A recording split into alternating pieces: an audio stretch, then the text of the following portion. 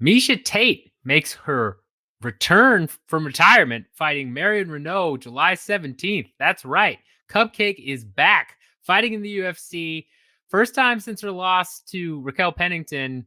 I believe that was 2016, 2017, a while ago. So, I mean, it's been nearly 5 years since she stepped into the octagon. She's been training for a bit.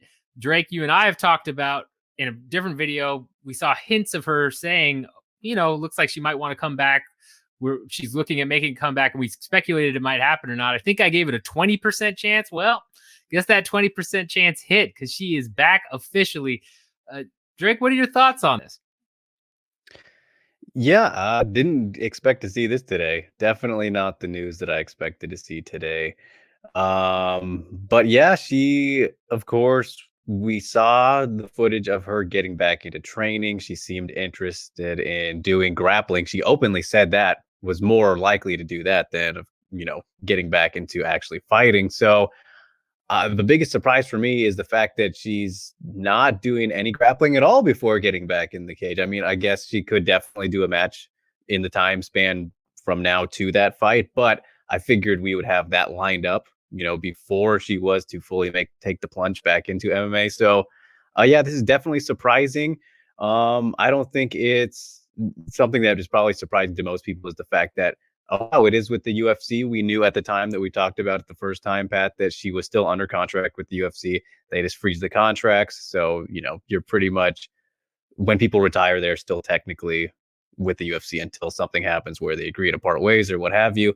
Um, that's not surprising to me that she is with the UFC still for this comeback because of the fact that, as we listed last time talking about it, there are just no options for bantamweight fighters. Like, even where she was with and working, presumably still working with one, we aren't 100% sure about that at the moment.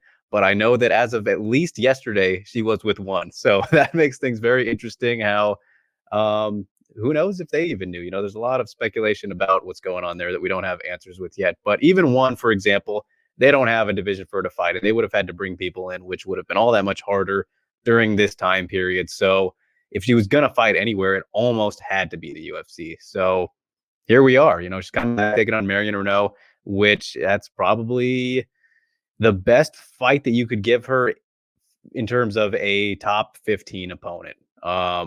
Maybe there's somebody I'm not thinking of off the top of my head. I know Lena Landsberg's still ranked, but she's pregnant as well, so that's kind of silly that she's in there. But Marion Reneau is at the tail end of her career. This is her retirement fight now. That's the plan. Just came off that loss against Macy Chiasson, which I thought was incredibly close. I thought it was a lot closer than a lot of people. Came down to that third round for me. Very, very close. She looked very good despite the loss. Can still hang with, maybe not the tip top of the division, but plenty of the current, top 15 fighters Marion Reneau can. So it'll be a very interesting matchup, and it'll be tough for both of them, I think, but probably one of the more favorable ones she can get in her return. And I'm looking forward to it. Miesha Cupcake Tate, one of my all-time favorite fighters. She pretty much got me into believing that the women needed a platform. So I'm all for her coming back. Still just 34. Yeah, I'm looking forward to it, man. Yeah, and it's one of those things where, given how shallow the bantamweight division is, I think if she comes back and she beats Marion Reneau, I think she gets a title shot next. I mean, I think when you're looking at the UFC's women's bantamweight right now, there's no clear contender. A lot of people that have 1-2 fight win streaks. Tate's the biggest name out there. I think she comes back, she beats Reneau, especially in emphatic fashion, and she's going to get a crack at Nunes again at 135. Now, Mr. Matthew Wells, I know you feel a certain type of way about that statement, so let me hear it. You don't think that Tate deserves a shot at the belt if she ends up beating Reneau? I have so many thoughts about this return in general, but that in particular, like, wow.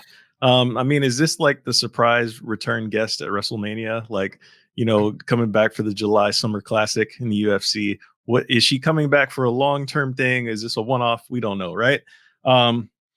But to say that she would get a title shot with a win over the retiring Marion Reneau is a stretch for me. especially more so considering that Misha does not want those hands from Amanda Nunes again. I'm wearing this particular shirt in honor for this video in particular because this shirt went on sale the first time Amanda Nunes cracked her nose and took her title. So just kind of, a little nod to what Amanda Nunes did on that evening. It would just be worse all over again if that fight happened in 2021. Amanda gets better every single time. She has been competing this entire time. And Miesha Tate has been doing, who knows, enjoying life, right? So to say she would come back, and obviously a win would put her in a favorable position, sure. But I'm looking at the top 5. I see a hard time for Miesha Tate getting past anybody in the top 5 right now. So that's just based on the skill set that we saw her leave out on. The loss to Nunes, the loss to Pennington. She was never really one of the best strikers in the division, but her wrestling game was obviously top notch and her toughness was top notch. That's what got her through a lot of victories, right?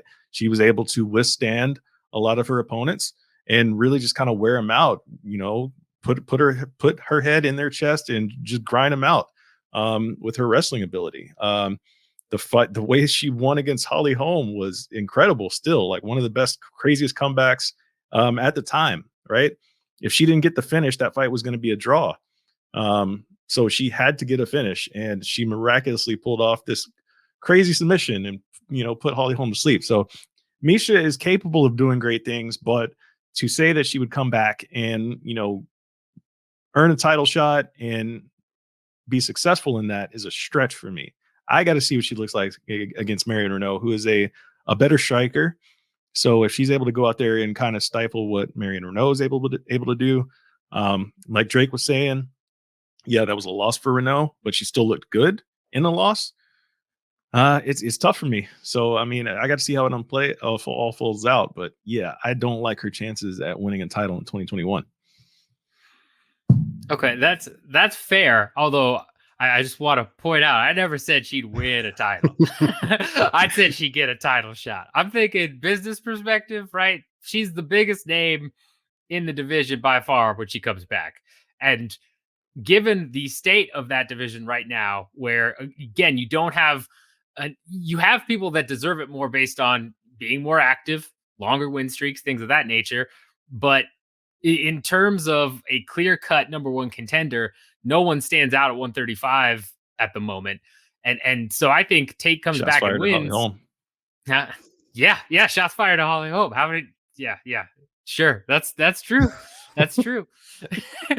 But I mean, it's one of those things where Tate comes back from a promotional standpoint. If she wins, say she chokes out Reneau or say she finishes Reneau at any point, you're gonna give her that title shot against Nunes. It makes too much sense for the promotion to do that.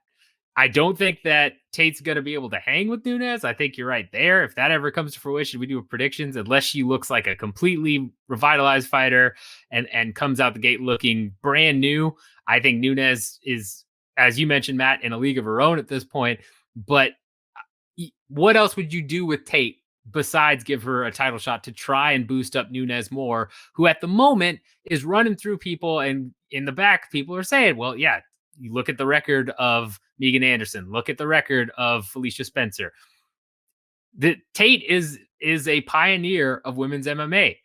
It doesn't matter what her record is going into this. If you beat Tate again, it just only adds to the legend that is Nunes. So I think it's the only thing you do with Tate if she comes back and beats Reneau from a business perspective. At the time that you brought that up, that point, Pat, about her potentially skipping the line with beating anybody because we didn't know who it would be at the time, I was a lot more on Matt's side, and not really. That seems like such a stretch, and it still is a stretch. But just thinking about it now, at this exact moment in time, let's assume that it looks like Pena is probably going to fight Nunes, probably before then. Maybe we'll see what happens, how main events shake out and whatnot. But also at this exact moment in time, Holly and GDR are both injured. Jermaine just recently, what was it, this week, she revealed like she had surgery or something on her hand. Her hand's all messed up. Holly had to pull out of that fight with Pena. So they're both on the sideline, which perfectly helps a situation where Miesha Tate comes back. All right, let me slide on in here, and skip the line that would be pretty much just Yana Kunitskaya. And I mean, Aspen Ladd, who's coming back and needs to beat somebody before any title shot of her own. Juliana Pena is the only person who's even being talked about for getting the title shot because she's talking in the fact that she lost out on a fight and is willing to take on Nunes at this exact moment. So it's about as perfect of a storm for that is culminated for Miesha to come back in here and get right in that picture, assuming that's what she wants to do, and not just come back to have some fun and get back in there just to compete purely just for the sake of competing, but to make another run. This is all perfect for her to at least get that opportunity. So I'm kind of leaning with Pat a little bit at this exact moment in time now. I'm just imagining if Miesha Tate went out there, beat Marion Reneau, and then calls for a title shot, and then Dana's like, yeah, it makes sense, and blah, blah, blah, and they haven't booked Nunes versus Pena yet. I could imagine the Diaz-style promo that Juliana Pena would throw on her social media immediately after that. I'm just, Miesha Tate, you're taking everything I work for, motherfucker, and all this stuff. Yeah, that would just everything be fantastic. She worked for, she beat Sarah McMahon after getting choked out by GDR. We don't Come on. We don't talk about the losses that Juliana Pena had when she could have been fighting for a title. Okay, those are non-existent. It's just straight promo school. That sounds perfectly Diaz promo to me. Yeah, that's actually exactly. Very good point. All right, let us know in the comments if you think Miesha deserves a title shot if she comes back and she beats Reneau, or if she'll get one, whether she deserves it or not. Will the promotion give her one? Let us know how you feel about Tate coming back after all this time. Do you think she's going to be able to compete with Reneau? Do you think it's been a long layoff? Who knows? She could be a little rusty. Let us know how you predict the fight going down, your excitement level, all of that. Make sure you hit the like button, subscribe, bell notification. And I mean, I think we can all agree, regardless of if she gets a title shot or not, it's nice to see Tate come back to 135 and add a little, pop to that division.